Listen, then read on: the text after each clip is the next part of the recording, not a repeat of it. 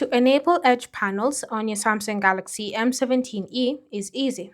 You're going to open up Settings and then you're going to select Display. Under Display, you're going to tap on Edge Panels, and then from here, just tap on the toggle to enable them. Next, you can go ahead and customize it, so you can tap on Panels and select which panels you wish to add. You can tap on the back button and select Handle.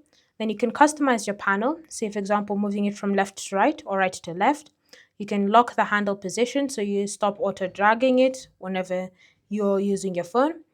You can choose to change the color of the panel so that it's more visible. You can choose to increase or decrease the transparency, size, as well as the width of the panel. So go ahead and just have fun with all of the customizations that you're making. And then when you're happy, you can just close the settings app and the edge panels should be successfully enabled on your Galaxy M17e.